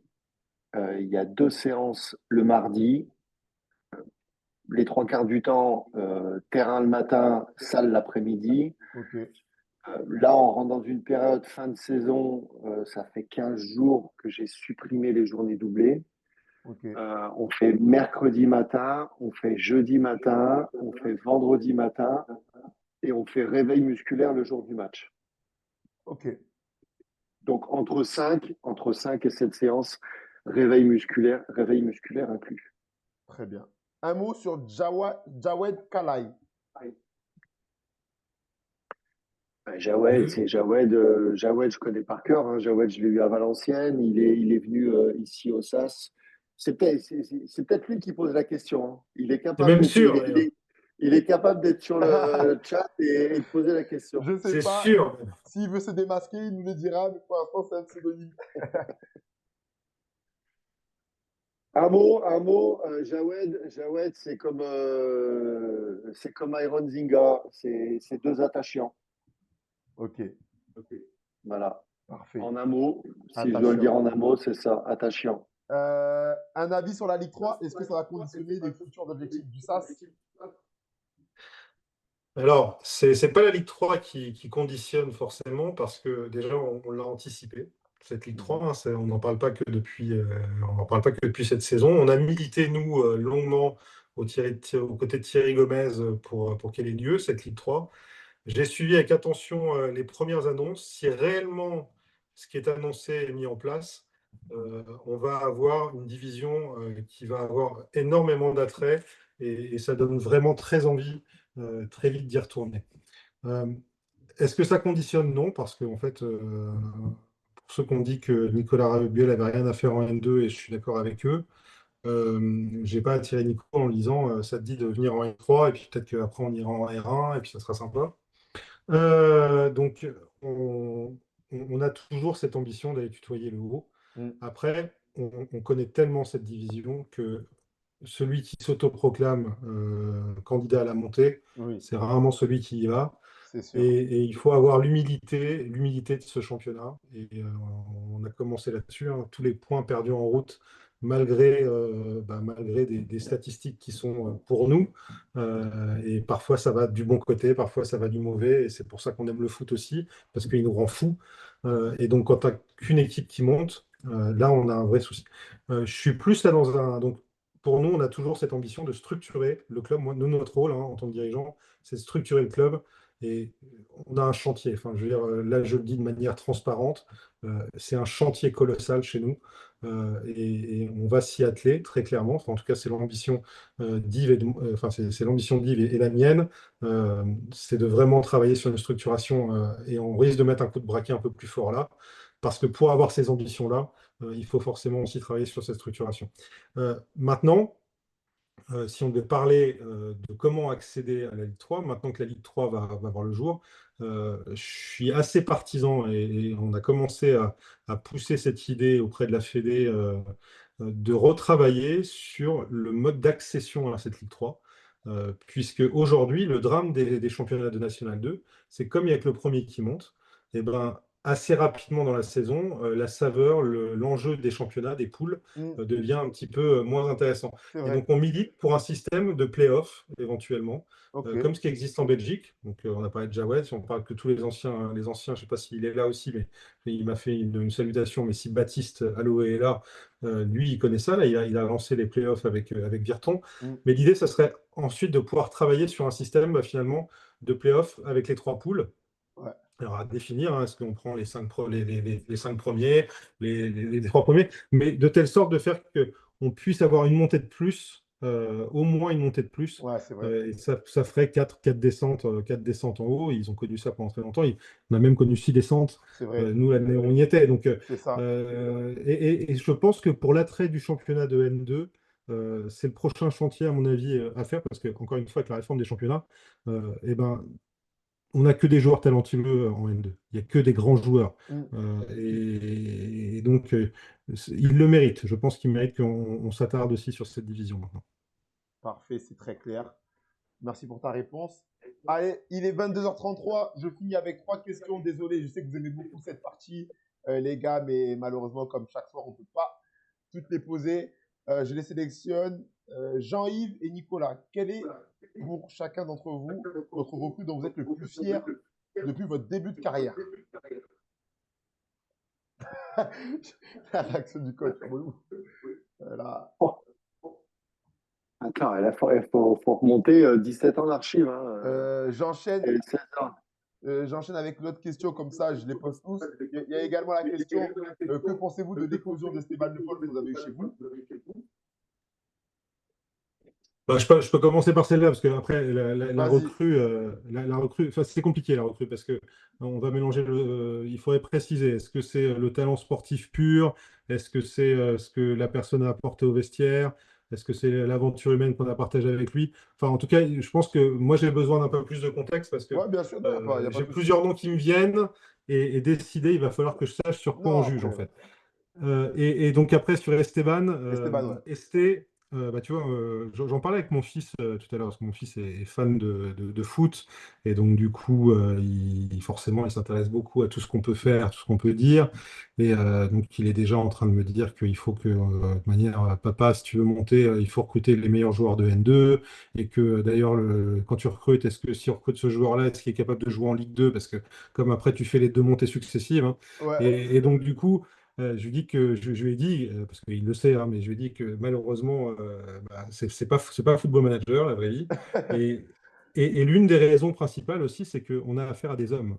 Et c'est là ouais. où c'est top d'ailleurs. C'est là où je fais un lien aussi avec ma carrière de chef d'entreprise à côté, hein. C'est aussi du management en fait, Mm. tout ça. Et un homme, eh ben, quand il a le bon contexte, quand c'est le bon moment, et ben, il se passe des trucs. Et il n'a pas de limite, en fait. Et Esteban, c'est ce qui s'est passé. Esteban, il n'est pas en réussite quand il vient chez nous. Il sort d'une Orléans, semi, voilà, à Orléans. c'est ça. Et, et en fait, le bon contexte, le bon moment. Et après, il y a Esteban, l'homme qu'il est de manière générale. Ça, il n'y a pas de problème. C'est un bosseur fou, c'est un talent réel. Mais très sincèrement, hein, je le dis, je le confesse, je savais qu'Esteban irait dans le monde professionnel. Ok. Après, sa trajectoire aujourd'hui, dire que 3 ans après, il se retrouve à 12 buts quasiment, enfin je crois que c'est 12 Ouais, hein, maintenant, c'est ça. Il est 12 derrière buts en Ligue 1, Panicelli et Greenwood. ouais, 12 buts en Ligue 1, ça je l'aurais pas dit. Et du coup, à tel point que je me dis qu'il a peut-être pas fini encore Ouais, sa il est pas progression. encore au plafond, ouais. Il est pas encore Ouais, et c'est ça qui est génial avec Esté, c'est qu'en fait, il a cette capacité à toujours, toujours, toujours, toujours remettre du cœur à l'ouvrage. ouais. Donc, on verra. Voilà, donc, c'est pas surprenant de le voir monter parce qu'il avait l'attitude et le talent pour. Là, pour moi, ce qui est impressionnant, c'est que en fait, ça s'arrête pas. Voilà. Esteban Le Paul, c'est clair, on se rappelle, il y a 3 ans qu'elle est partie à Angers, transfert à Rennes et aujourd'hui, un des meilleurs buteurs de notre championnat de Ligue 1. Donc, intéressant, intéressant. On va finir avec Moi, cette. c'est pas, moi, moi, Vas-y. c'est pas une recrue. Tu nous suggérais là une petite anecdote. Ouais, dis-nous. Moi, c'est pas moi, je vais pas te parler de recrue, mais c'est tout frais parce que j'ai regardé le Classico hier et, euh, et moi, c'est la trajectoire un peu dans l'idée de ST, mais de Moussa Niakhaté. Moussa, je l'ai connu à Boulogne, je l'ai eu en 19 ans. Alors, je coachais les 19, il était en 17 ans, surclassé avec moi, et il y a même à un moment donné, j'ai hésité à lui donner le brassard. Et ça Mou- veut dire qu'il Moussa était Niakhaté de 17 Lyon? deuxième. Ouais, Moussa Niakhaté de Lyon. Ok. Et j'ai hésité à lui donner le brassard tellement il était déjà mature sur le terrain. Mais après, bon, tu sais, tu es en jeune, à 17 ans, qui Bien prenait le sûr. brassard à la place des 19 premières années, des 19 deuxième année. Mm. J'ai dit, bon, pousse pas le bouchon. Mais ceci dit, on va à Valenciennes en 19, on prend 3-0, mais Moussa illumine le match. Euh, Ça n'a pas manqué. Valenciennes le recrute. Et ce qui est drôle, c'est que donc moi, je le connais à Boulogne. Valenciennes le recrute. Un an après, je signe à Valenciennes. Et donc moi, je signe dans le staff pro. Ouais, Lui, il est en jeune. Et quand on descend en Ligue 2, il intègre le groupe. Donc je le retrouve, moi, en tant qu'adjoint. ouais. C'était mon joueur en 19 à Boulogne-sur-Mer. Mm. Et je le retrouve chez les pros en tant qu'adjoint. Avant qu'il parte, je me souviens, il part à Metz. Mm. Et là, pour le coup, un membre du staff de Metz m'appelle en me disant, Nico, qu'est-ce que tu en penses? On est sur Moussa Diakhaté. On veut le prendre en doublure on veut le prendre en doublure. J'ai dit, écoute, prends-le. Le jour où tu vas le mettre sur le terrain, il ne sortira plus de l'équipe. Et ils l'ont pris, en plus, à l'époque, je crois même qu'il joue latéral gauche. Il ne joue pas encore dans l'axe. Mm. Nous, il était polyvalent, il faisait les deux. Ouais, bien sûr. Euh, et en effet, il est allé à Metz. Et quand il a joué, il est plus sorti de l'équipe. Et aujourd'hui, Et pour le coup, dans la lignée d'Esté, et quand on parle de joueurs fiables, et ben là, on peut mettre une étiquette au-dessus d'Esteban, une étiquette au-dessus de Moussa, parce que ce sont des joueurs, tu sais que tous les jours à l'entraînement, ils sont là, et à tous les matchs, tu peux jouer 65 matchs dans l'année, ils seront toujours là, mm, mm, mm. Et toujours au même niveau, prêts à performer, état d'esprit exceptionnel. Moussa, tu peux lui demander n'importe quoi, et il va le faire. Voilà, et de voir ces mecs avec une telle mentalité en haut, parce que ce soit Esteban, que je connais pas du tout, hein, moi, Mm. on m'en parle, hein, mais quand j'entends ce qu'on me dit de lui, et quand je vois Moussa, c'est ce qu'on disait en intro, et ça peut peut-être faire une conclusion par la même occasion, c'est qu'en fait, ces mecs-là, ils se souviennent d'où ils viennent. Mm, mm. Ils n'oublient pas. Typiquement, Ils vont typiquement, ils viennent d'en bas d'en comme tout le bas. monde, mais Donc, ils se rappellent d'où ils viennent et ils s'en rappellent et ils s'en rappellent. Et tous les jours, au au quotidien, quotidien. les mecs, ils sont à 100% à Ouais, l'entraînement ouais, ouais, et ouais. donc forcément, ils sont à 100% au match. Et ça, c'est des joueurs fiables et qui connaissent le très haut niveau. Enfin, Ex- Moussa, enfin voilà, Excellent. Ah, mais pour le coup, Moussa, champion d'Afrique, donc de très haut oui, niveau. oui, Donc, oui, ouais, oui, oui. effectivement. Très bien. Nico a eu N'Golo Kanté aussi dans le même état d'esprit, hein, à Boulogne. Punaise. Oui, j'ai connu N'Golo Kanté et lui, pour le coup, quand il venait, moi, je commence ma carrière d'adjoint à Boulogne. Lui, il performe, il casse tout en N3, Ouais. il vient et au début, Ligue 2, dans le groupe d'entraînement, il s'impose pas des masses. Bon, tu vois qu'il a un truc, on avait beaucoup de milieux, il joue pas trop, mais il Mhm. intègre le groupe à 2, allez, 2, 3 mois de la fin. La saison d'après, on commence en national. Et là, dès la prépa, c'était un extraterrestre. Ouais. On a dit au Prez, Prez, il était amateur. Président, verrouillez-le parce qu'on va le perdre. Président, faites quelque chose, là, ça va pas durer, lui. Oui, oui, oui. Ouais, mais c'est bon. Le Prez nous disait, j'ai une bonne relation avec l'agent, vous inquiétez pas. Un match, deux matchs, que des matchs amicaux. Hein. Et en fait, on n'a pas eu le temps. Il est resté amateur toute la saison. Je crois qu'il finit cette saison 15 buts, 15 passes D. Et il part à Caen derrière. Ouais. En national, il finit avec. Il jouait 8, tu vois. Ah oui, ok, dans ouais, il un était plus haut. 4-3-3, il était plus haut. Et il finit, je n'ai pas les stats exactes, mais grosso modo, c'est 15 buts, 15 passes D. Ouais. Et il part à Caen. Et en fait, bon, j'y suis pour rien dans son éclosion, hein, comme Moussa, hein, c'est leur travail, c'est leur truc. Mais en fait, comme quoi, à cette époque-là, tu te dis, quand tu vois N'Golo, tu te dis en national, oui, forcément, il a le niveau pour aller au-dessus. Ouais. Et puis, il va en Ligue 2, avec Caen, il monte en Ligue 1. Ouais. En fait, à chaque étape qui passe, à chaque step, ils sont toujours là. ouais, et puis il repousse la barre. Un peu, c'est une ascension un peu Olivier Giroud, tu vois. Ouais, c'est ça. Ligue 2 avec Istres, meilleur buteur, il va Ligue 1 Montpellier, champion. Et à chaque fois, et en fait, tu te dis, ouais, bon, un cran au-dessus, ok, mais est-ce qu'il peut aller plus haut? Et en fait, les mecs, ils passent de Ligue 2, Ligue 1, Ligue des Champions, internationale, et à chaque fois, à chaque fois, ils repoussent le plafond, quoi. Donc, du coup, la conclusion, c'est qu'Esteban va jouer la Coupe du Monde. Oh on lui souhaite en tout cas. On a parlé de Moussa, d'N'Golo et d'Esteban. À la Guibar, le meilleur buteur français à la Coupe du Monde. Très bien. Bon, allez, pour finir l'émission, dernière question.